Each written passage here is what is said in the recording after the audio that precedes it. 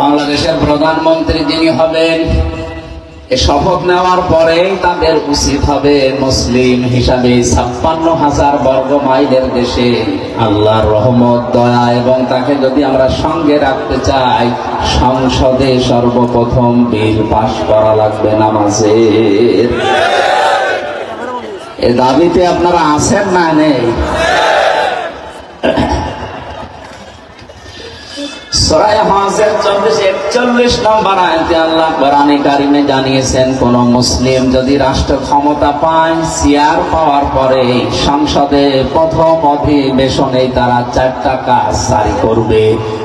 আল্লাযীনা ইম্মাক্কান্নাহুম ফিল আরদি আকামুস সালাতা ওয়া আতাবুস যাকাতা وَأَمَرُوا بِالْمَعْرُوفِ وَنَهَوْا عَنِ الْمُنكَرِ وَلِلَّهِ عَاقِبَةُ الْأُمُورِ।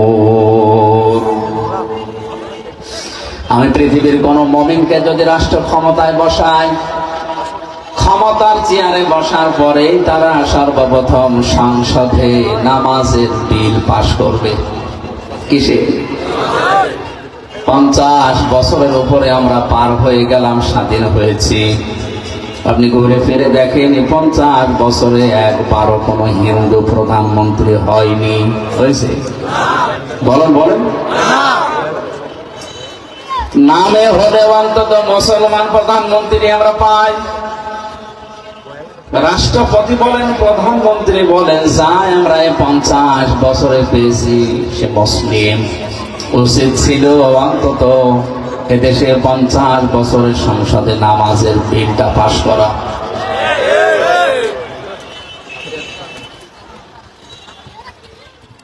আল্লাহ রাব্বুল আলামিন সঙ্গে যদি থাকে কি হয় তার বাস্তব প্রেক্ষাপট আপনি হেরা গুহা নাম আমরা শুনেছি, গারে সুর নাম শুনেছি, বাস্তবে নিজেও আমি দেখে এসেছি।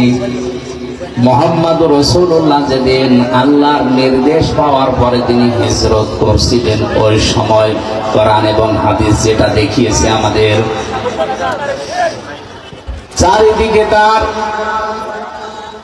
শত্রুপক্ষ এসে খোলা খোলা তরবারি নিয়ে বাড়ির চারিদিকে দাঁড়িয়েছিল।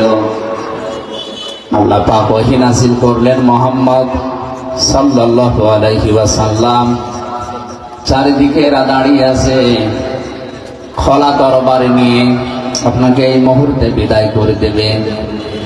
সুতরাং আপনি এক কাজ করেন, আপনার বাড়ি যেটা, ঘর যেটা, ঘরের এই মেঝে, এখানে তো বালি দিয়ে তৈরি করা মেঝে, 1 মোট বালি হাতে তুলে নেন, ফুক লাগান, সামনের দিকে আপনি ছুঁড়ে মারেন।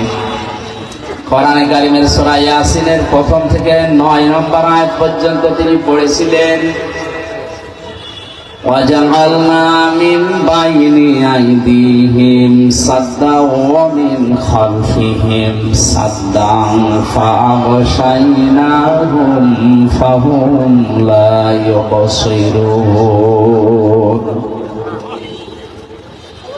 তেলাওয়াত করার পরে ফুক লাগালেন, সামনের দিকে ফিকে মারলেন, ছুড়ে মারার সঙ্গে সঙ্গে পাড়ের চারিদিকে যত কাফের সবার চোখে বালি পৌঁছিয়ে দিয়েছে আল্লাহর কুদরত, আল্লাহর দয়া, আল্লাহর রহমত। জোরে বলেন আল্লাহু আকবার। নবীজিকে পরবর্তীতে আল্লাহ জানিয়েছিলেন, হে নবী, সামনের দিকে বালি আপনি ছুড়ে মারার পরে এটা তো সামনে যে কাফের ছিল তার চোখে যাবার কথা, চারিদিকে কাফেরদের চোখে পৌঁছিয়ে দিয়েছে কে বলেন? ওমা রমাইতা ইয রমাইতা ওয়ালাকিন্নাল্লাহা রমা। আপনি তো সামনের দিকে বালি ছুড়ে মেরেছিলেন, চারিদিকে কাফেরদের চোখে পৌঁছিয়ে দেওয়ার দায়িত্ব পালন করেছি আমি, আল্লাহর ক্ষমতা। জোরে বলেন আল্লাহু আকবার। হযরতে আলীকে ডাক দিয়ে বললেন, আলী, চারিদিকে যারা দাঁড়িয়ে আছে এই মানুষগুলোই তাদের মাকে, তাদের বাবাকে, তাদের নেতাকে বিশ্বাস করে না। এই জন্য আমার কাছে তাদের টাকা পয়সা, সোনা গহনা আমানত হিসাবে টোপলা টোপলা করে রেখে গেছে।